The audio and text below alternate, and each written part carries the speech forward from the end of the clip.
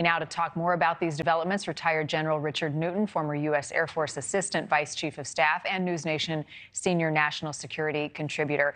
Thank you, as always, for being here. I want to talk about these developments in a moment, but first of all, you're on a boat. Where are you and where are you headed? Well, actually, on my cousin's boat, we're in the Bahamas and we're headed out to open water right now. And we're doing about 10 knots, but I'm taking a little bit of about a week of time off. So enjoying some family time, but we're having a great time out here. So it's great to be in the Bahamas. And so enjoying life a little bit, Marni. Well deserved, well deserved. It looks like you've got a nice view to do so.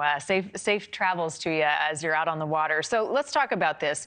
The developments over the weekend have a lot of people talking. Putin has now come out and spoken as well to the people of Russia. This is the strongest challenge, though, to Vladimir Putin since the war began, to his leadership. How much power has he lost in the last 72 hours? Well, I would add to that, it's probably the most significant impact on his hold of power, perhaps in 23 years since he took over the reins of Russia. But you're right, since the invasion back in February, and now fast forward to last Saturday. Think of this, Martin. You and I were on air when Putin and his Russian forces were invading Ukraine, and we're talking back and forth, and we're thinking within 3 to 5 days, Putin will be in downtown Kyiv. Now, fast forward to Saturday, and there's a mercenary force, a mutiny, if you will, that got within about 2 hours of Moscow. Putin flees, and Prigozhin is near about ready to drive into the outskirts of Moscow, and then decides that he doesn't have the Russian military support nor the political elite support. And like you reported, he's now back and he's in Belarus. So it's quite a significant turn of events. But I believe Putin has been somewhat weakened by this. How much will be, we'll see in the coming weeks and months, I suppose. But this is rather impactful on him as the president, both from a personal standpoint as well as a professional standpoint, certainly. But it's a hit on his leadership and his judgment, both internally and externally, I think, to Russia. Right. And many wonder, as he takes some time to assess this, what his next move will be. In the meantime, you hit on this. Ukraine has recaptured more than 100 square miles of land that Russia occupied in the last few weeks. What does this mean, these developments, for Ukraine right now at this point in battle? Right now, I think the jury's still out on what the actual impact will have on the battlefield.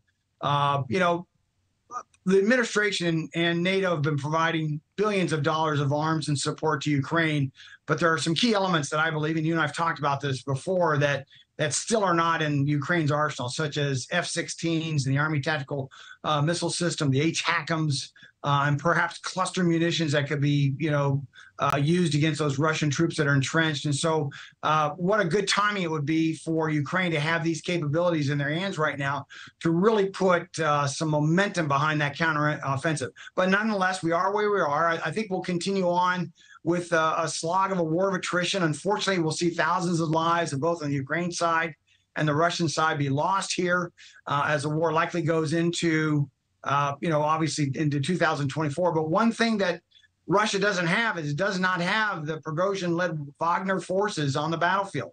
They're off now. And so that will be an impact on Russia's capability. But I believe it's still going to take a heck of a fight from the Ukrainians to actually dislodge them from those entrenched positions along that 600-mile border between Ukraine and Russia. Right. Many of the forces have already said they didn't have the equipment to protect themselves and fight. Prigozhin says the goal of all of this was to protest, that it wasn't a regime change. Are you skeptical of that ultimately? There's been a lot of bluster from Prigozhin for months, and he's been calling out Shoigu, the Minister of Defense for Russia, and the general officer leadership from Russia and so forth. But finally, he just had too much. His own forces were shelled down there on the, in and near the border where his forces were engaged in and around Bakhmut. And he finally just had enough and called out a mutiny. But again, this is one, though, that is on Putin, because he's the one that was closely aligned with Prigozhin. He was a confidant of Putin. He celebrated the fact that he had these mercenary forces, not only in Ukraine, Marni, but also in Syria and Africa. And they've played key roles in other locations around the world. So this one's on Putin. And I think what his leadership and his political elites are going to say, why didn't he get rid of this guy earlier? Well, he didn't. And so now he's exiled in Belarus. We'll see what happens next. But nonetheless, there's lots of things to unfold here. But to go back to Ukraine, I think that's where you'll probably see a continuation of status quo. The hope is that Ukraine will now gain some momentum here. They still need arms, such as I mentioned, the F-16s and ATACMS and so forth, to effectively, I think, dislodge the Russian military. As always, Lieutenant General Richard Newton, thank you. Safe sailing. Enjoy your trip and your time. Thank you, Marty. Best to you. Thank you for watching. Go to newsnationnow.com to find NewsNation on your television provider. And don't forget to click the red subscribe button below to get more of NewsNation's fact-driven, unbiased coverage.